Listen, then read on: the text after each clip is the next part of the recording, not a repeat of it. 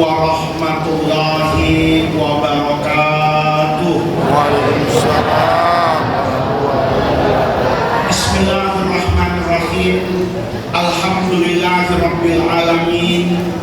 Wassalatu wassalamu ala asyrafil anbiya wal mursalin wa ala alihi wa sahbihi ajma'in, amma ba'du. Segenap para alim ulama yang saya muliakan, saya naik ke atas mimbar ini, saya melihat di belakang ini ada temanya. Ini karena lagi musim pilkada, temanya kepemimpinan. Apa yang harus diteladani dari Rasulullah Shallallahu Alaihi Wasallam? Sebelum sampai ke sana, supaya lebih mudah nanti memahami apa yang harus kita teladani dari kepemimpinan Nabi, saya mau menyampaikan cerita dulu. Saya dulu ngaji, ada kitab tebal sekali, hampir 8 jilid. Isinya itu sejarah hidup para ulama yang bermadhab Imam Ahmad bin Hambal. Imam Ahmad bin Hambal ini muridnya Al-Imam Asy-Syafi'i. Jadi mazhab yang 4 itu sebetulnya sanadnya itu saling bersambung. Yang paling tua itu Imam Abu Hanifah, kemudian di situ ada Imam Malik, kemudian ada Imam Syafi'i, kemudian ada Imam Ahmad bin Hambal. Imam Syafi'i ini berguru kepada Imam Malik di Madinah. Waktu berguru dengan Imam Malik di Madinah, Imam Syafi'i ketemu dengan murid utamanya Imam Abu Hanifah, namanya Muhammad ibn Hasan Asy-Syaibani. Jadi di majlis Imam Malik itu, ilmunya Imam Abu Hanifah disampaikan oleh murid hebatnya Imam Abu Hanifah, yang juga nanti jadi murid utamanya Imam Malik, ketemu dengan Imam Syafi'i. Nanti Imam Syafi'i jadi gurunya Imam Ahmad. Di antara pengikut Imam Ahmad ini ada yang namanya Al-Qadi Muhammad bin Abdul Baqi Al-Bazzaz. Itu terkenal dalam sejarah, namanya Imam Al-Bazzaz.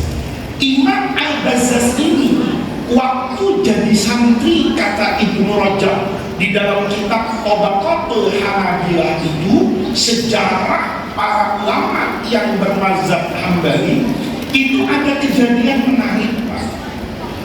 Imam Al-Bazzaz waktu jadi santri mesantren di Mekah, satu hari kiriman beliau itu telat. Ini kalau yang anaknya di pesantren itu kan biasanya sebulan sekali nengokin anaknya, ngasih uang. Kalau tidak begitu, anaknya biasanya ditransfer. Itu santri dulu, santri sekarang. Kalau santri dulu dikirimin wesel. Ibu masih ingat wesel? Ingat tuh, berarti tua ibu ya? Karena anak muda pasti tidak tahu wesel sekarang. Bapak masih tahu wesel yang warnanya abu-abu gelap agak hijau lumut itu, yang tebelnya kayak apa ini, karton.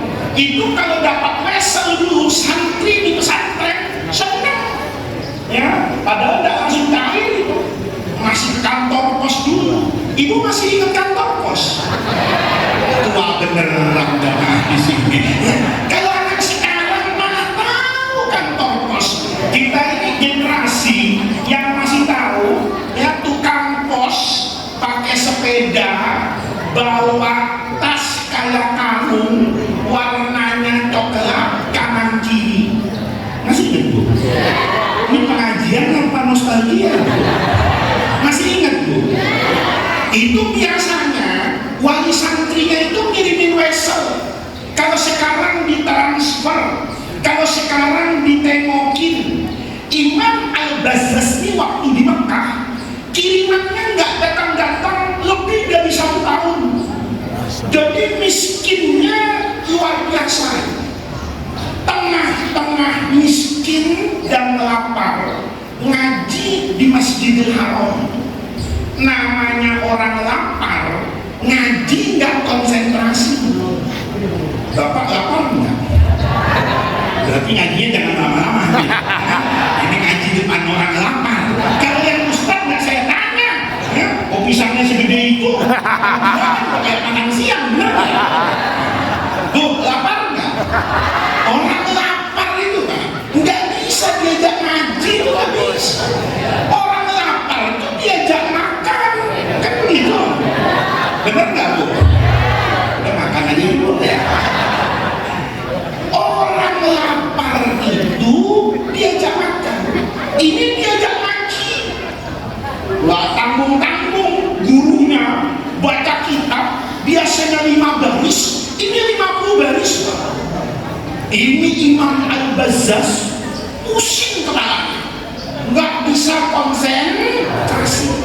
Karena nggak bisa konsentrasi, keluar dari pengajian itu, jalan di sekitar Masjidil Haram, jalannya orang yang nggak punya duit. Bapak pernah lihat nggak jalannya orang nggak punya duit? Hah? Beda. Ibu kalau punya duit, jalannya itu fokus. Saya mau tanya sama ibu, nih bu, kalau di tas ibu tuh ada uang 1 miliar, jalannya ibu lurus nggak? Lurus. Ke Margo City, 1 miliar. Nih, kalau duit ibu tinggal 10.000, jalannya itu agak belok-belok. Lihat di mana masjid yang ada maulid. Gua mau numpang makan siang, kan begitu. Orang Pak, kalau nggak punya duit, itu nengoknya tuh nggak enak, jalannya nggak enak, nggak konsentrasi. Bapak kalau punya duit, konsentrasi. Nih bapak nih, kalau di kantongnya ada duit 1 juta, konsentrasi. Nyari di mana ada warung janda. Itu suaminya gitu. Ini orang kalau nggak punya duit, itu jalannya itu nggak lempeng Pak, nggak konsentrasi. Ya orang lapar kan nyari di mana ada tahlilan nih, mau hampir di mana mau tengah-tengah lapar, dia nengok kanan nengok kiri, nggak ngeliat jalan, nggak tahu kakinya nabrak sesuatu, bahasa gampangnya kesandung, jatuh. Karena jatuh, Imam Al-Bazzaz yang muda ini kepikiran, gua jatuh tadi kesandung apa ya? Begitu dilihat, itu kantong dari sutra, dibuka, Masya Allah, ada kalung berlian, itu gedenya bu, kayak peleknya Yamaha NMAX. Bapak pernah lihat kalung segede pelek motor kan? Hah? Kan ada itu ibu-ibu kalau pengajian, Masya Allah, dia mau ngaji atau mau pamer gelang, dipakai semuanya Pak, dari ujung sini sampai ujung sini. Itu kalau disiap gak ada luka. Kenapa? Emas semua. Begitu dia kesandung, wah sandung apa ya? Dibuka tasnya, tasnya bagus dari sutra, tasnya bagus, isinya bagus. Ini kalau pemain hadron nih, dompetnya cakep Pak, isinya nggak cakep. Kita ini kadang-kadang dompetnya cakep, tapi isinya nggak cakep. Dompetnya cakep Pak, dibuka isinya cuma tagihan pinjol semua. Ini ibu, begitu dia kesandung, dia buka, di situ ada kalung yang bagus, ada cincin yang bagus, ya, ada gelang yang bagus. Ini orang lagi miskin, kelaparan. Bisa dibayangin tuh, kalau kita nemu kayak itu di mana? Hah? Hah? Hah? Hah? Beda-beda bu, beda-beda. Jawaban tuh nggak pasti. Bergantung orangnya. Dulu guru saya itu punya bercanda. Ini jadi bercanda kita ngaji. Ya. Guru saya itu punya bercanda. Kamu, kita kan santri akik semua nih. Guru saya namanya. Kamu kalau ketemu cewek cakep, bilang apa? Teman saya bilang, subhanallah. Kata guru saya, belum tentu. Emang kenapa? Ada orang kalau ketemu cewek cantik, subhanallah. Ada yang kalau ketemu cewek cakep, ngomongnya insya Allah. Ada yang apes, ketemu cewek cantik, ngomongnya hasbunallah wa ni'mal wakil. Itu beda orang. Kalau orang biasa tidak punya kepentingan apa-apa, lihat cewek cantik itu ngomong subhanallah. Subhanallah, Allah kalau nyiptakan ya cakep banget nih perempuan. Itu laki-laki yang tidak punya kepentingan sama perempuan. Tapi kalau punya kepentingan, naksir, itu ngomongnya insya Allah. Dia lihat cewek cakep, insya Allah ini jodoh gua. Itu namanya cowok optimis. Ya, dia melihat iPhone, dia pegang Samsung, maka dia ngomong insya Allah. Tapi kalau cewek cakep, ini cewek cakep nih, kayak iPhone 16 Pro Max yang mau keluar itu. Tapi suaminya casingnya Oppo yang 1 juta. Itu dia teriak hasbunallah, ya Allah, cuma bisa pasrah loh, ya nggak mungkin cewek secakep ini mau sama gua yang jeleknya nggak karu-karuan. Itu ngomong bergantung. Sama nih Imam Al-Bazzaz itu kalau kita ketemu ada kalung, ada gelang, ada cincin yang cakep kayak gitu, tengah-tengah lagi butuh duit, begitu kesandung dibuka kalung, alhamdulillah, wa may yattaqillaha yaj'al lahu makhraja wa yarzuqhu min haitsu. Ini cara Allah ngirim rezeki ke gua. Nggak disangka-sangka nemu kantong isinya harta. Itu orang setara pinter banyak bobotnya ya. Imam Al-Bazzaz itu orang pinter. Begitu kesandung dia ambil, dia buka, dia katakan emas ini duit, ini luar biasa kalau saya jual. Maka dibawa nih sama Imam Al-Bazzaz, karena dia ngerti Allah mentakdirkan yang menemukan harta itu saya, karena Allah Maha Tahu. Saya ngaji di Masjidil Haram, tahu yang namanya fikih luqathah. Tidak boleh langsung diambil, diakui, dimiliki, dijual. Maka harus saya simpan sampai nanti pemiliknya datang. Ditaruh Pak di kontrakannya, diumpetin di bawah kasur. Ini santri soleh duduk-duduk di depan kontrakannya. Kata beliau, ini setan pasti goda saya. Itu kantong jual apa enggak, setan Pak. Tengah-tengah kayak gitu ada Pak Haji lewat, ya Pak Haji lewat nih, orang Rangkapan Jaya, ya, lewat nih, teriak dia, siapa yang menemukan tas warnanya biru gelap? Saya yakin kalau Pak Haji ini pemiliknya, maka dia keluarkan itu dari rumahnya. Pak Haji, ini kantongnya. Iya benar, punya saya. Diambil kantongnya yang nilainya miliaran ini, puluhan miliar. Maka Imam Al-Bazzaz itu dikasih sama Pak Haji tadi uang hampir 3 miliar. Imam Al-Bazzaz itu ingat surah Yasin. Kita ini pintar baca Yasin tapi nggak niru. Ya, ustadz-ustadz tuh pintar baca Yasin, tapi kalau diundang masyarakat Yasinnya lupa. Apa kata Yasin? Ittabi'ul mursalin, ikut Nabi. Kenapa kita harus ikut Nabi? Ittabi'u man la yas'alukum ajran wa hum. Ini ayat jarang dipakai penceramah. Kalau penceramah itu sebelum ceramah yas'alu ajran. Coba penceramah akhir zaman kalau diundang orang minta DP. Ada nggak penceramah kayak begini? Mudah-mudahan nggak datang orangnya. Ya? Ada penceramah itu sebelum diundang itu minta DP. Kiai bisa tanggal sekian, Habib bisa tanggal sekian, bisa tergantung DP-nya. Mau berapa DP-nya Kiai? 5 juta diterima nih. Beres. Ntar hari Ahad pagi gua datang ke situ. Ada orang minta ya, Kiai bisa nggak tanggal ini? Waduh, udah ada isinya. Malah udah DP lagi orang. Saya DP-in lagi lebih gede lagi Kiai. Dia DP berapa Kiai? 5 juta. Saya DP 15 juta. Kata Kiai, oh bagus, oke, ya kan? Diterima undangan itu. Nanti waktu hari hanya yang 15 juta suruh jemput, yang 5 juta jangan jemput, handphonenya Kiai dimatiin. Untuk Kiai kayak gitu bu, halal itu ya, ditabukin. Yang ngomong sama-sama Kiai Habib halal itu ngomong.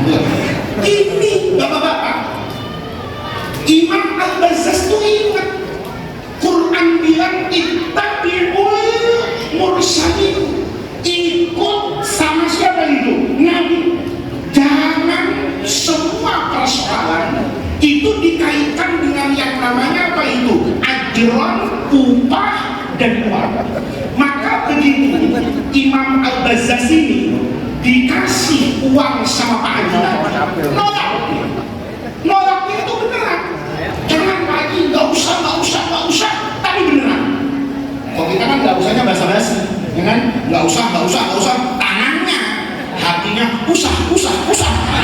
Kan? Kalau kita ini cuma mulutnya doang. Itu Imam Bazzaz itu ngomong beneran. Pak Haji, saya betul yang menemukan, saya yang menyimpan. Tapi sedari awal Pak Haji, saya simpan itu karena amanat dari Allah. Allah menakdirkan supaya harta itu saya yang menemukan agar saya bisa mengembalikan kepada Bapak sebagai pemiliknya. Kata Pak Haji, ini uang 3 miliar gimana? Sudahlah Pak Haji, itu saya tidak akan ambil. Lihat Pak, kalau orang sekarang bilang bego banget nih, sok jujur. Kata anak sekarang lebay, ya? Ini lebay amat sih beragama. Tapi itu yang dikerjakan oleh Imam Al-Bazzaz. Maka Pak Hajinya itu pulang Pak ke negerinya, pulang umroh itu membawa kesan ini, ya Allah, ada yang di zaman kayak begitu anak muda sebersih itu pulang. Waktu yang sama bertahun-tahun kemudian Imam Al-Bazzaz ini hafal ngaji di Masjidil Haram. Kata gurunya, kamu sudah selesai ngaji sama saya, sekarang boleh pulang ke kampungmu di Irak itu. Maka Imam Al-Bazzaz pulang naik kapal di Teluk Persia itu, di setelah Hormuz itu, kapalnya kena angin tenggelam. Ya pasti nanti udah miskin pulang tenggelam, ya kan? Tenggelam, dia anaknya bisa berenang itu, ditolong oleh ombak sampai kemana itu? Ke daratan. Harta habis, baju habis, tinggal yang dipakai. Karena itu satu-satunya. Maka Imam Bazzaz itu di pantai, dia manasin dirinya, asal bajunya apa ini? Kering. Begitu kering, dia mikir, ini daerah mana ya? Kan dia pastinya pulangnya itu, sampainya kemana itu? Ke Surabaya. Ternyata tenggelam Pak, di Indramayu. Jadi baru sampai di pantai apa ini? Cirebon. Begitu sampai, kata Imam Bazzaz, ini kampung orang nih. Di mana saya harus tinggal? Ya paling gampang cari masjid. Masjid itu kan kadang-kadang jadi hotel Islam, ya. Oh, hotel Islam. Orang yang tidak punya rumah, orang yang capek itu kadang-kadang duduk-duduk di masjid, niatnya ngapain tuh? Ngapain mau tidur? Masjidnya. Begitu sampai masjid, dia mikir, ini masjid sepi amat. Ini kan orang lain. Dulu kan tidak ada jam tangan, tapi dia kan belajar ilmu falak. Dia melihat ke atas. Ini mau asar, kok tidak ada yang azan? Maka Imam Al-Bazzaz itu naik ke bagian tanah. Ini bersyukur sekarang masjid ada menaranya, ada speakernya, muazzin enak dari sini. Jangan dulu orang azan itu naik bukit, naik pohon kelapa. Kalau muazzin kayak gitu sekarang yakin pensiun. Enggak, amplopnya nggak seberapa, gua azan di atas pohon, ada petir, resikonya nggak ditanggung BPJS Pak. Nggak ada BPJS bisa tanggung orang azan kena petir di atas pohon. Imam Al-Bazzaz itu kan, ini udah asal, kagak ada yang azan.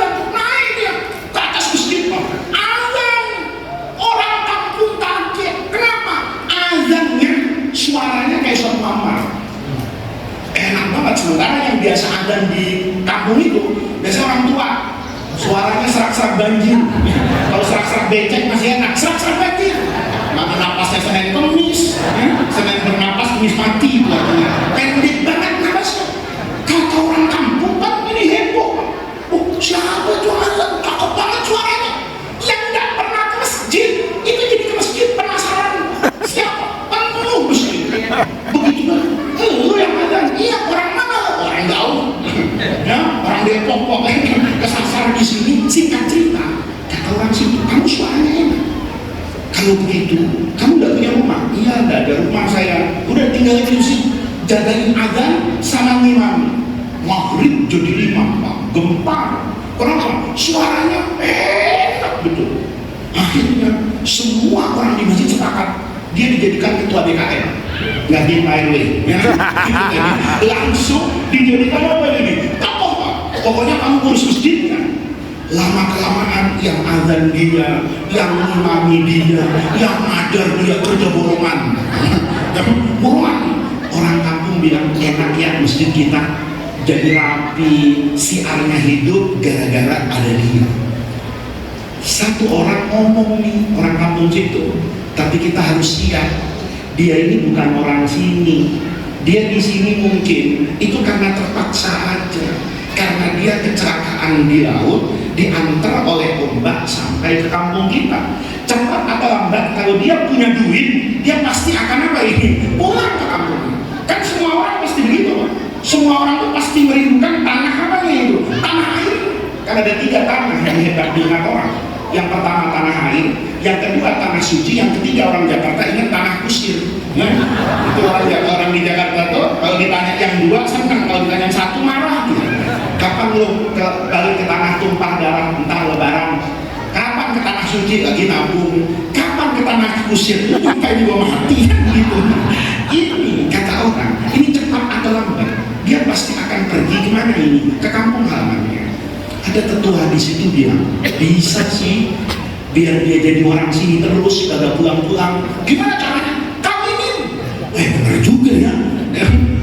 Kalau kita kawinin itu imam, ustaz, maka kalau bapak ngundang ustaz, dia ustaznya nggak pulang-pulang gampang, kawinin di sini. Kayaknya kalau punya bini di sini dia nggak pulang, ya kan? Karena kampungnya jadi kampung sih. Kata orang tua, benar juga ya. Dia kok kita kawinin sama orang sini, dia pasti nggak pulang nih, karena dia sudah punya apa itu? Keluarga, sepakat. Udah, kita kawinin ya sama si dia. Belum ngomong nih sama imamnya. Begitu sepakat, udah ada calonnya. Itu ustadz dipanggil sama ketua kampung. Pak Ustadz, kami terima kasih lah. Sudah setahun ini Pak Ustadz ada di sini, kampung kami itu jadi hidup, agama itu jadi hebat, macam-macam lah. Nah, untuk itu kami mau berterima kasih kepada Pak Ustadz. Katanya nggak apa-apa, sama-sama saya juga senang, kata Pak Ustadz gitu. Pak Ustadz, saya juga senang tinggal di kampung ini. Nah, kebetulan Pak Ustadz, kalau Pak Ustadz senang di sini, kami sepakat nih mau ngawinin Pak Ustadz sama orang sini. Pak Ustadz mau nggak? Kata Ustadznya, nikah mau, tapi bayar catering sama tendanya nggak mau. Kenapa? Kata Ustadz itu, kalau urusan nikah saya mau, tapi kan Anda tahu saya ini orang sebatang kara, nggak punya keluarga dan nggak punya harta. Dari mana saya akan memberi mas kawin kepada istri saya? Kata orang kampung situ, kata-kata Pak RW, nggak mungkin. Tenang Pak Ustadz, yang penting Pak Ustadz mau dulu. Kalau Pak Ustadz mau, semuanya beres. Catering yang ngurus Pak RT, ya kan? Undangan Pak RW. Kata, kok begitu? Iya, bapaknya ini meninggal beberapa tahun yang lalu, berwasiat kepada saya, kata Pak RW. Pak RW, saya itu pernah ketemu laki-laki di Mekah, lihat Pak, solehnya luar biasa. Saya berjanji dan berdoa kepada Allah, saya kepengen anak perempuan saya satu-satunya itu dijodohkan dengan orang yang soleh. Sewaktu mau meninggal, dia wasiat ke saya, kata Pak RW, Pak RW jaga anak saya, jangan nikahkan kecuali dengan orang yang betul-betul soleh. Takdir Allah Pak Ustadz mempertemukan saya dengan bapak. Itu Imam Al-Bazzaz itu teriak, Allah Allah Akbar. Cara Allah membahagiakan orang itu indah. Imam Bazzaz itu Pak, seandainya dia ngambil duit 3 miliar, itu mungkin bapaknya si perempuan itu tidak terpesona. Oh, ini biasa, cari upahan. Tapi Imam Bazzaz, dia nggak ambil gelangnya, nggak ambil cincinnya, nggak ambil kalungnya, nggak ambil 3 miliarnya, karena Allah ingin ngasih bukan gelang doang, yang punya gelang. Coba kalau dulu di Mekah ngambil kalungnya doang, nggak dapat lehernya. Haji, saya mau nanya jawab jujur ya, jujur ya. Pak Haji, pilih mana? Kalung apa lehernya cewek? Ini ada kalung cakep, kalung cakep nih, harganya miliaran. Dikasih lagi leher cewek, kagak ada kalungnya, pilih mana? Ya pilih leher. Ibu punya lipstick, kalau nggak ada bibirnya mau diapain? Ibu nih beli lipstick nih, ya kan? Bagus, mahal, kagak ada bibirnya, mau ditaruh di mana? Ayo, penting lipstick apa bibir? Ya bener kan? Kita ini Pak bisa beli kasur, tapi belum tentu bisa beli tidur. Ayo, ada orang kasurnya empuk, kagak tidur. Termasuk saya. Saya kemarin tuh bisa salah panitia Pak. Dia bilang undangan kemana? Ke Jember. Saya pikir Jember, kota Jember. Oh, udah masuk mana-mana Pak. Mobilnya bagus. Tapi saya kepikiran semalam saya punya acara di Cempaka Putih. Ini nyampe nggak ke Bandara Juanda kata saya. Itu mobilnya bagus, tapi saya nggak bisa nikmati. Ada ibu-ibu tuh pulang pengajian naik mobil sayur. Tahu mobil sayur? Yang rame-rame itu aneh banget. Mobilnya goyang-goyang, kagak ada atapnya, panas-kepanasan, angin keanginan, hujan-hujanan, tidur pulas Pak. Masya Allah, itu Bu, tandanya kan lebih penting lehernya daripada kalung. Gara-gara dia nggak ambil kalung itu Bu, dia dapat kalung plus lehernya. Coba, kalung cakep tuh, ibu keren di bendera merah putih di ujung tiang, cakep gak kalung? Kagak cakep. Kalung tuh cakep kalau ditaruh. Coba kalung ditaruh di pantat, cakep. Ibu nih punya anting-anting nih, ya, tempelin di pantat sih, cakep nggak? Oh, kabur suaminya, lihat pantat ini ada kalungnya, bener nggak? Iya. Apa yang ingin saya katakan? Ini belum ngaji nih, mukadimah dulu. Tak, jam berapa ini ngaji? Kalau kita mau utang nggak sholat zuhur, ya. Nih, apa yang ingin saya katakan? Kata guru saya dulu nih, waktu saya ngaji itu, kata guru saya gini, mantar kasyai'an lillah.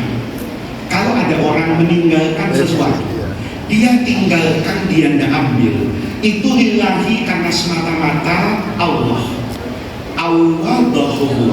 Allah akan kasih ganti khairan mimma tarka. Dia akan diberi ganti oleh Allah lebih bagus dari apa yang dia tinggalkan dulu. Ini Imam Bazzaz meninggalkan kalung, dapat leher plus kalung. Kenapa? Karena Allah. Itulah sejatinya Bapak Ibu sekalian yang harus kita contoh dari kepemimpinan Rasulullah. Rasulullah itu jadi pemimpin, itu tidak punya kepentingan. Kalau saya ceramah ke sini, itu boleh jadi punya kepentingan. Kenapa? Saya kok nggak ada ceramah? Belanja pakai apaan? Emang Ustadz kalau beli beras dibayarnya pakai sholawat nariyah gitu? Emang mobilnya Ustadz tuh, ya, kagak diisi pertamax, diisi pertamax Pak, nggak bisa sholawat Fatih. Ini ada Ustadz, kalau mau jalan gue baca sholawat nariyah. Allahumma sholli sholatan kamilatan tamat. Kok nggak bisa? Saya udah nyoba kalau desa ini tahu Cinere ini, ya. Saya baca Bismillah. Saya lihat dulu saldo kartu tol, saldo ada berapa ke supir, 1 juta, ya udah. Saya sebelum tempel saya baca itu. Allahumma sholli sholatan. Tempel, kepotong juga. Saya bilang, baca sholawat nariyah. Saya pikir kartu tol itu kalau dibacain sholawat nariyah itu langsung, ya, begitu kartu tol ditempelin kan ada kayak mesinnya itu kan, biasanya saldo saldo. Saya pikir keluar sallallahu alaihi wasallam. Tahu enggak kepotong? Ya ustaz datang ke sini itu boleh jadi ada kepentingan. Ada kepentingan. Yang pertama ada kamera. Begitu ada kamera, mudah-mudahan ada YouTube. Paling enggak ceramah dipotong-potong di TikTok. Kalau sudah masuk Al-Mukarram TikTok, itu kiai populer. Saya sekarang jujur aja takut ketemu orang. Takut. Saya ke pojokan Indonesia, ada orang salaman sama saya. Karena saya biasa dipanggil Gus di Jawa. Saya sama Gus, saya muridnya. Bayangan saya ada Rohman nih. Saya tanya, tidak Rohman angkatan berapa? Enggak Gus, saya bukan murid di pesantren. Murid di mana? Di TikTok. Saya bilang, alhamdulillah. Saya ceramah. Pernah Pak? Di provinsi Riau itu kampung banget. Dari bandara itu 8 jam. Kampung banget. Saya naik motor Pak. Jalan hancur. Itu di dalam orang-orang semuanya kenal saya. Alhamdulillah Gus, kita rajin loh. Ngaji di mana? Di Instagram. Kiai datang belum tentu loh, karena Allah. Boleh jadi saya ngetes kalau nanti undangan saya banyak di Depok ya, wah kayaknya 5 tahun lagi daripada Pak Imam sama Pak Sofyan yang maju, kenapa nggak Muhammad Faiz saja? Kan begitu. Boleh jadi ada orang yang ceramah di atas mimbar kelihatannya berjuang karena Allah, tapi targetnya ngumpulin KTP Bapak. Begitu masjid ini ngundang, lumayan nih kalau KTP-nya dikumpulin, paling nggak bisa bersaing sama Komen jadi DPD Jawa Barat kan gitu. Komen itu cuma modal kaos biru sama ungu ini begini, itu suaranya 3 juta Pak. Bagaimana dia yang sorbanan kan begitu kan, masa gua kalah sama Komen kan begitu. Komen 3 juta cuma modal kaos doang sama muka pun ya, bukan menghina ya Pak ya. Muka saya kalau difoto, diedit sama mukanya Komen, kan muka saya lebih jauh market friendly daripada mukanya siapa itu Komen. Artinya apa? Ibu jangan percaya Bu. Kalau saya itu orang soleh, ibu jangan percaya. Yang kelihatan soleh itu Bu, baru mukanya, belum tentu hatinya soleh. Maka di sini Imam Al-Bazzaz itu bilang, saya itu dulu kayak begini, itu memang murni karena Allah.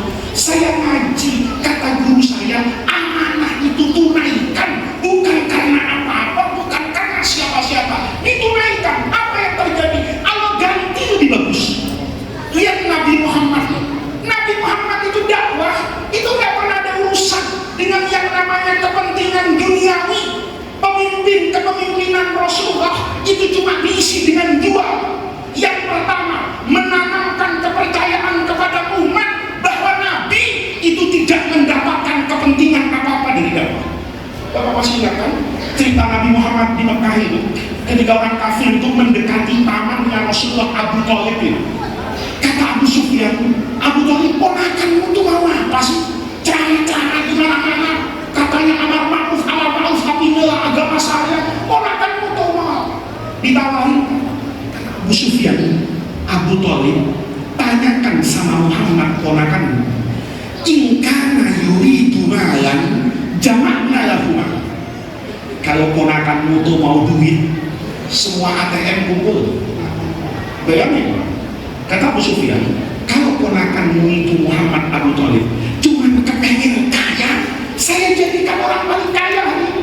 Saya bukain saldo di BSI 100 miliar, di Mandiri 100 miliar, di BRI 100 miliar. Semua bank ada saldo prioritas untuk Rasulullah triliunan, asal berhenti.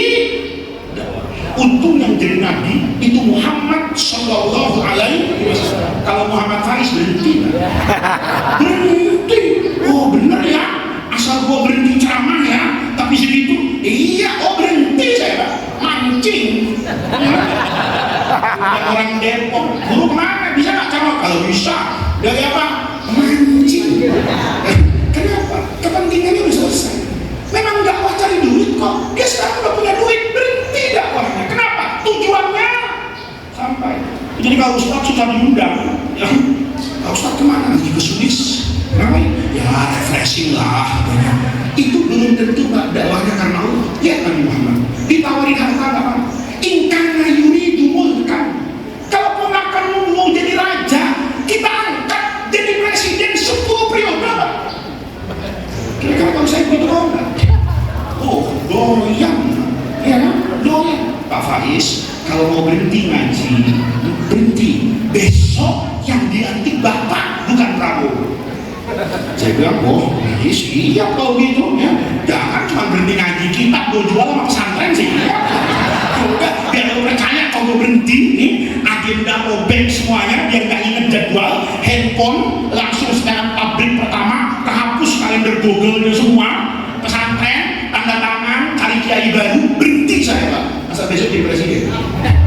Untung yang jadi Nabi Muhammad Sallallahu Alaihi Wasallam. Kata Abu Sufyan, ingkana yuridu zawajan, kalau mau perempuan, semua perempuan dikasih ke Nabi. Rasanya Bapak berhenti kayak gitu Ustaz, ya? Bener ya? Cewek segala casing ya? Iya, cewek tahun berapa aja asal mau kasih, berhenti gak? Ya Rasulullah. Wallahi ya ammi, paman demi Allah, seandainya mereka meletakkan matahari di tangan kanan dan bulan di tangan kiri, saya menderita karena itu alaan atau kohadatin. Kalau tangannya saya melepaskan dakwah ini, maka tubuh saya tidak kerjakan. Iya. Orang kalau begitu ngelihat Nabi itu percaya jadi pemimpin. Kalau kita kan kurang percaya lihat pemimpin. Kalau mau pilkada, semua calon itu datang ke maulid. Ya, tadi itu udah jadi. Tapi Pak ini baik, makanya Pak saya sering ketemu itu di Al Hidayah ketemu baik nih Pak. Ya, tapi biasanya itu kalau mau nyalon datang kemana-mana. Yang nggak pernah pakai peci, yang nggak pernah jamaah paling depan, ya, yang nggak pernah santunan dermawan. Itu kalau mau apa itu? Jadi orang nggak percaya. Tapi kalau Rasulullah, apa yang dicari dengan itu? Ayahnya bukan pemimpin di Mekah, tidak mewarisi jabatan. Begitu Nabi orang percaya, bu, rumah tangga ini kalau mau sukses Bu, kan menjaga saling percaya. Nih, saya nih sering istri saya ini dia. Saya sering banget Bu, sudah sampai di Jakarta itu nggak pulang, langsung pengajian. Ini saya belum ketemu sama istri saya, ya. Dari kemarin, dari hari apa ya saya ketemu istri saya. Tapi saya tetap ingat kalau udah punya istri, itu yang penting. Karena ibu tuh matanya udah suzon sama saya. Matanya itu saya tahu. Ini Ustaz, nggak boleh Bu begitu suzon. Saya ini nggak ketemu dengan istri saya. Itu mulai dari hari Kamis. Saya Kamis itu ngaji di pesantren Tebuireng di Jombang. Pulang tuh baru semalam langsung ke Cempaka Putih. Saya datang, istri saya udah tidur. Tadi pagi saya keluar, istri saya belum bangun. Gitu. Nanti malam saya datang, mungkin istri saya sudah tidur, tapi istri saya percaya sama saya. Ada ustaz tuh, hidupnya menderita. Di mana pengajian minta video call bininya. Maka kadang-kadang saya diajak, Ustaz, video call sama bini saya. Ngapain itu? Kok video call? Bini saya nggak percaya harus pengajian. Ya Allah, kata saya. Bini nggak percaya kalau nah ini lo kalau ceramah suka pasang tarif sih nggak berkah tuh jadi punya bini. Kemana aja? Bini video call sama saya. Bilang, mah mau ini Gus Bais mah. Oh iya. Lo kenapa begitu? Bini saya nggak percaya. Saya tanya-tanya kenapa? Karena dulu sering bohongin bininya. Bilang maulidnya di Purwajanda. Orang-orang pada asropol nggak tahu dia apa yang kiam, kan begitu kan? Ini apa? Nggak dipercaya sama istrinya. Tapi kalau saya, alhamdulillah, kemana-mana ya begini. Nih Bu, yang suka lihat YouTube saya atau di TV, baju saya itu begini semua. Bukan nggak ganti-ganti. Saya pernah di Cirebon, ibu-ibu parah amat. Pengajian ibu-ibu semua. Kan saya jalan jauh tuh, orang rapat duduknya. Saya masuk tuh ada ibu-ibu yang bisik-bisik. Bajunya gak ganti. Astaga. Ibu-ibu tuh kok gak komentarin orang. Saya aman. Saya lewat tuh nyolongin dia. Bajunya gak ganti. Gua lihat baju kan begitu. baju saya itu memang modelnya begini semua. Kenapa? Ini gak ada di toko, Bu. Ya. Ini cuma ini satu-satunya yang pakai cuma mau apa sih? Begini semua supaya orang tuh gampang ingat saya. Nih, akhirnya diri saya aman saya keluar. Kenapa? Tiap saya keluar semuanya sarung. Saya nggak tahu. Saya sekarang juga nggak punya celana. Keluar. Bapak-bapak nih Pak. Saya nggak punya celana tuh maksudnya lawannya sarung. Tapi kalau pakai celana sama sarung dalamannya sama Pak Ji. Gitu. Yang beda keluarnya doang. Saya keluar semuanya sarung baju begini. Istri saya di rumah tenang. Pulang malam-malam kadang istri saya nggak tidur tuh. Dari mana? Maulid. Saya kasih pisang raja. Ini bukan minta berkat, ya. Bukan minta berkat itu buat kiai. Itu untuk demi keamanan negara, kesatuan Republik Rumah Tangga. Iya, begitu pulang. Dari mana? Maulid. Berkatnya kasih. Oh iya bener, abang Maulid. Kenapa? Sarungan pulang bawa nasi buli. Oh, itu panitia, ya, yang suka ngasih nasi buli sama kiai pahalanya besar. Karena mewujudkan rumah tangga kiai yang sakinah mawaddah warahmah. Tapi kalau sudah hilang kepercayaan, hidup nggak aman. Ayo ibu-ibu nih, ya, kalau habis pengajian malam jam 1 pulang nggak sama suaminya, naik taksi online. Begitu masuk, nah maaf nih, yang nyupir palanya botak, yang botaknya tersinggung, ya. Yang nyupir palanya udah botak, tatoan, pakai kalung. Saya tanya, ibu di mobil tenang apa was-was? Was-was. Tapi kalau ibu naik taksi, begitu dibuka, supirnya pakai baju haji. Assalamualaikum ibu, baru pengajian Bu? Iya, alhamdulillah Bu, saya dapat berkah nih nganterin orang pulang ngaji. Ayo Bu, kita sama-sama bismillahirrahmanirrahim. Kira-kira tenang nggak? Kenapa tenang? Ibu percaya ini orang baik, tapi yang tadi ibu tidak percaya karena secara lahiriah dia tidak baik. Kepercayaan itulah Pak yang ditanamkan oleh Rasulullah sehingga semua murid Nabi itu kalau sama Nabi percaya. Saya orang soleh belum tentu percaya, Pak. Belum tentu percaya. Orang tuh kalau sama Nabi Pak, iman percaya itu aman, pasti dapat rasa aman. Kita sama imam masjid belum tentu aman. Kita sama imam belum tentu aman. Saya pernah sekali di bandara. Dulu terminal 1, terminal 2 bandara Juanda yang masih tutup sekarang gara-gara COVID itu. Kalau naik Garuda di gate 1 itu mustalahnya dekat banget. Saya datang ke bandara, boarding itu masih setengah jam. Kata saya, daripada saya sholat entar di Jakarta, mendingan sholat di sini aja. Saya sholat di belakang orang. Saya yakin ini orang soleh. Sholat saya. Begitu Allahu Akbar, Fatihah, baca surah panjang banget. Baca surah Toha itu. Toha ma anzalna alaikal qur'ana litashqa, kan bagus ya. Quran itu tidak Allah turunkan litashqa untuk kamu menderita. Dibaca sampai akhir. Saya dalam hati, ini kalau sampai salam Garudanya wassalam, kata saya. Lalu kalau ikut dia sampai salam nih, Garudanya wassalam terbang. Mana penerbangan terakhir lagi kata saya. Mufarokoh saya. Begitu dia walad do'in amin yang rokaat kedua, saya langsung cepet Pak. Langsung baca inna a'toina, selesai itu sholat maghrib, saya kabur ke pesawat. Nggak aman. Saya bilang, lu kalau mau soleh baca panjang di kamarnya, jangan di bandara. Nih, bapak-bapak gitu nih, kalau lagi di terminal, jangan baca Yasin. Bapak baca Yasin, rumahnya di samping terminal, mana nganggur, kontrakan 100 pintu, ya khusyuk. Supir angkot sama supir bluebird, ya Allah, sport jantung. Pak Haji, setoran gua belum nih, lama bener lagi, lihat. Itu orang Pak, ini penting. Nabi Muhammad tuh menanamkan kepercayaan. Anda itu kalau ikut saya aman, saya nggak punya kepentingan apapun. Tapi orang kadang-kadang mohon maaf, biasa sholat inna a'toina sama kulhu, dilihat calon mertua jadi Yasin. Ada nggak yang begitu? Ada nggak? Maka Nabi itu Pak, membela siapapun itu, Nabi itu karena Nabi tidak punya kepentingan. Karena Nabi tidak punya kepentingan, maka yang kedua yang harus kita pelajari dari Nabi itu dalam berdakwah yang ada di dalam benaknya Rasulullah itu asyufqah, kasih sayang. Yang pertama, tanamkan kepercayaan. Jadi kalau nanti nih habis ceramah nih ya, panitia coba aja kalau mau nyoba saya, nggak apa-apa, nggak usah kasih amplop. Ya. Kira-kira Ustadz nunggu apa enggak? Kan ada Ustadz tuh habis ceramah nggak pulang-pulang. Ini kenapa Ibu Ustadz nggak pulang-pulang? Kayaknya betah banget di kampung gua. Ketua panitia, ya Allah, gua lupa amplopnya belum.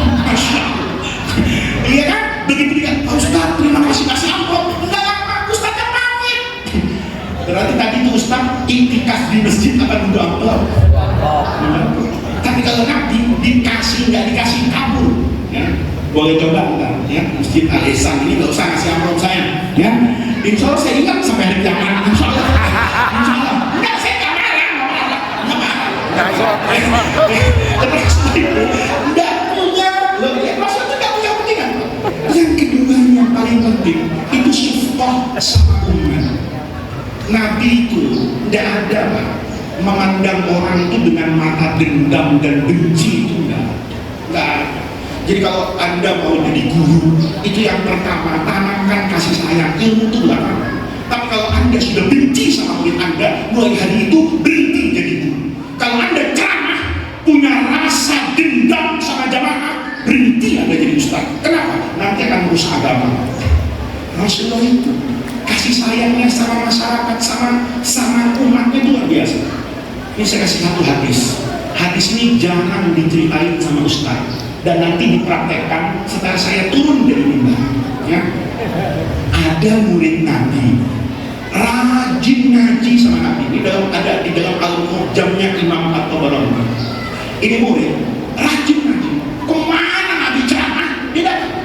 Satu ketika, ibarat nih Nabi ngaji di sini di Depok, itu orang datang di depan ngaji. Begitu selesai, orang itu salaman sama Rasulullah, ngomong gini, ya Rasulullah, saya senang banget bisa ngaji sama Nabi, bagus ya Rasulullah. Cuman masalahnya Rasulullah, rumah saya di BSD. Dengar kayak begitu, Nabi itu paham. Nabi itu orang yang sangat mengerti, nggak usah diomongin. Kalau kita enggak, kita kan ada saudara kita dari kampung, bertamu ke rumah kita, udah bawa koper, masih ditanya, lu di Depok mau nginep di mana? Padahal saudara itu mau nginep di rumah. Saudara diajak ngomong dari pagi sampai duhur, dia ngomong masih kenyang ya. Coba lihat, itu nggak punya sensitivitas. Rasulullah itu dengar muridnya bilang, saya ini suka ngaji sama engkau ya Rasulullah, tapi rumah saya jauh. Nabi paham, ini orang minta ongkos. Nih lihat, saya mau tanya sama Bapak, kalau ada murid minta ongkos sama guru sopan nggak? Ada murid nih, bapak-bapak nih pulang pengajian minta ongkos sama saya, itu biasa kiainya marah. Kiai, saya senang ngaji sama kiai, tapi saya nggak punya ongkos. Itu kiai rata-rata jawabnya begini, kalau nggak punya ongkos udah nggak usah ngaji. Gitu kan? Beda sama Rasulullah. Begitu orang ini minta ongkos, maka besok bapak-bapak jangan praktekin sekarang. Besok bapak habis ngaji minta ongkos sama ustaz, ya. Kalau ustaznya marah, wah Pak Ustaz ngajinya kurang jauh nih, ya kan? Belum hatam. Kemarin saya ngaji sama Faiz. Itu Rasulullah. Begitu muridnya kelihatan kayak mau minta ongkos, itu Nabi keluarin duit, refleks, dikeluarin nih. Orang tadi murid minta ongkos sama guru, itu menurut budaya kita rasanya nggak sopan. Ini murid lebih nggak sopan lagi Pak. Dikasih sama Nabi, apa yang dikasih sama Nabi dihitung depan Nabi. Ibu kondangan nih pakai amplop, begitu ngasih ke yang jaga itu, amplopnya dibuka, dihitung, dicatat, marah nggak? Marah nggak? Marah. Ya. Kiai ini turun ceramah sama panitia dikasih amplop, amplopnya dibuka, dihitung, itu kiai biadab. Ini murid Pak, dikasih sama Nabi lagi, dihitung, udah dihitung, Jadi Nabi itu refleks, apa yang ada di kantong dikasih. Begitu dikasih dihitung, ya Allah 50.000. Dia ngomong, saudara-saudara, Sayyidul Anbiya wal Mursalin yang katanya kekasih Allah ngasih 50.000. Panitia mau dia nggak ngasih 50.000, masa Nabi cuma 50? Dengar kayak gini, Sayyidina Umar itu mau marah, bangkit Umar. Ataqulu hadza li Rasulullah? Lu berani ngomong kayak gini sama Rasulullah? Dengar Umar kayak gitu, itu malah Nabi yang sabar. Kata Nabi, Umar sabar, duduk. Enggak Nabi, ini murid kayak begini nih, mulutnya harus kita kasih cabai nih, nggak sopan. Kata Nabi, dia nggak sopan ke siapa? Kamu ya Rasulullah, saya nggak marah, lu kenapa marah? Ya, Nabi mah kasih sayangnya. Ditanya Sayyidina Umar, ini murid siapa? Murid Rasulullah. Minta duit sama siapa? Sama Rasulullah. Lah kalau murid gua minta duit sama gua, kenapa lu ikut campur? Nih masyarakat Depok nih, kalau bukan kiai jangan nyampurin kerjaannya kiai. Ya, kalau nggak ngerti jadi guru, jangan nyampurin kerjaannya guru. Apa kata Rasulullah? Umar, dia murid saya, minta duit sama saya, maka biarkan dia berbicara dengan saya, bukan urusan. Itu orang yang tidak sopan itu dipeluk sama Nabi. Udah, ayo kita masuk ke rumah Rasulullah. Ditanya sama Rasulullah, kamu tuh kenapa tadi? Kok uang yang dikasih sama saya itu digini-gini? Ya 50.000 doang. Ya begini Nabi, rumah saya kan di BSD, dari Depok ke BSD itu grabnya 2,5. Pulang pergi 500.000, tolnya 100.000, 600.000. Saya minta sama Nabi, saya bayangkan saya dikasih 1 juta, Nabi kasih 50.000, rugi saya. Ya saya nggak terima, kata orang tadi. Ya, apa kata Rasulullah? Oh, kamu tuh benci dengan saya itu karena dikasih 50.000. Iya Nabi, saya kan berharap 1 juta. Kata Nabi, kalau yang 50.000 tadi saya ambil, saya ganti 5 juta. Oh Nabi, kalau 50.000 ditukar sama 5 juta, saya akan bersolawat kepadamu dan saya akan memuji engkau di depan sahabat. Kata Nabi, bener ya? Iya. Diambil sama Nabi itu 50.000. Nabi kumpulkan semua harta Nabi dengan apa yang ada di istri-istri Nabi, semuanya dikasih ke orang ini. Bayangin, ada nggak kira-kira kita begitu? Ada nggak kita kayak begitu? Nggak ada. Kita kadang-kadang kalau dimintain orang itu mulutnya lebih parah dari orang pelit. Karena ada Pak Haji itu, ada pengemis. Pak Haji kasih saya duit dong. Jawab, gua nggak punya duit. Pengemisnya bilang, ya udah Pak Haji, kalau nggak punya duit saya minta beras deh. Jawab Pak Haji, gua nggak punya beras. Ya udah Pak Haji, kalau Pak Haji nggak punya duit, nggak punya beras, saya minta air aja Pak Haji buat minum. Masih jawab juga orangnya, saya nggak punya air. Itu kalau saya pengemisnya, saya bilang Pak Haji, udah Pak Haji, pengemis barang saya itu kan udah sama-sama miskin, duit kagak punya, beras kagak punya, air. Rasul nggak begitu, diminta. Kata Nabi, betul, kalau kamu saya kasih sesuai dengan harapan atau saya berikan, kamu akan ridho kepada Rasul. Iya Rasul, dikumpulin tuh harta Nabi semua, dikasih ke orang itu kan. Ibarat sekarang tuh, dia berharap 50.000, dia dikasih 50.000, berharap 1 juta, sama Nabi dikasih uang 5 juta. Kata Nabi, sesuai perjanjian, keluar kamu harus tersenyum. Kata orang tadi, jangan senyum Nabi, ketawa gua siap. 5 juta sih beda siap, cuma mesem doang, ketawa dia keluar. Selesai pergi, Sayyidina Umar itu menghadap lagi, ya Rasulullah, kenapa orang tadi masuk ke rumahmu dengan wajah cemberut, keluar dengan wajah yang ceria? Apa kata Rasulullah? Kamu tahu nggak? Orang tadi itu cemberut karena saya kasih 50.000. Terus dia janji sama saya, akan ridho dengan saya, akan cinta dengan saya, akan tersenyum untuk saya kalau dikasih uang 5 juta. Saya kasih. Apa? Ya Nabi, kenapa dikasih? Jemaah model begini nih, mau tahun depan, paling depan nih ya. Kenapa? Tahu kalau pulang dikasih duit 5 juta. Kata Nabi, itu bukan urusan saya, itu urusan dia nanti dengan Allah. Tapi urusan saya, kalau dia keluar dari masjid ini, syahiton alainya, dia keluar pulang maulid, itu dalam keadaan kecewa, murka dan membuli Rasulullah. Ya Nabi 50.000 doang kok maulid. Maka dia keluar dalam keadaan benci kepada saya. Kalau tak takdir Allah menyatakan umurnya pas nanti keluar dari masjid, maka dia mati dalam keadaan benci kepada saya. Kebenciannya kepada saya akan mengantarkan dia ke dalam api neraka. Saya tidak ridho dan tidak rela, kata Rasulullah, ada orang yang bertemu dengan saya dan saya tidak bisa membawa orang itu ke dalam. Itu kepemimpinan yang selalu dipayungi dengan kasih sayang. Maka hari ini Bapak Ibu sekalian, kalau bicara kepemimpinan, yang pertama tanam kepercayaan. Bu, pengen gak anaknya sholat? Ibunya sholat. Ini kadang-kadang enggak, ibunya nonton sinetron, azan, nah sholat. Ibunya asik banget nonton Korea. Kira-kira anaknya percaya nggak kalau sholat itu baik? Nggak percaya. Kalau sholat baik, kenapa ibu nggak sholat? Kita sering begitu nih Pak. Kalau mau anaknya taat jadi orang anak yang soleh, maka mudah sekali membuat anak itu jadi soleh. Bapak dan ibu jadilah umat Nabi yang soleh, maka insya Allah anaknya jadi soleh. Yang kedua, kasih sayang.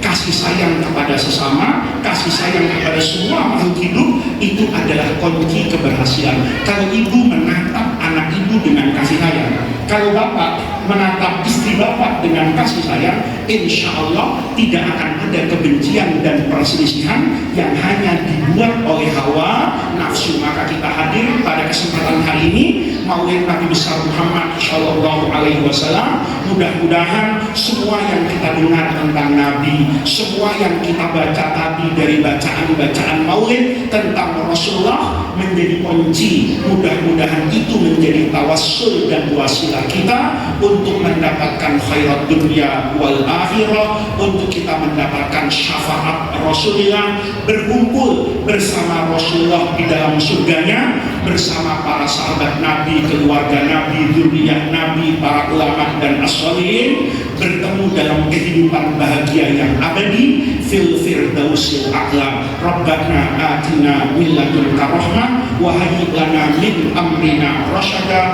Allahumma la tahrimna khaira ma indaka li syai'i ma indana. Kurang lebihnya saya mohon maaf. Wallahu muwaffiq ila aqwamit thariq. Wassalamualaikum warahmatullahi wabarakatuh.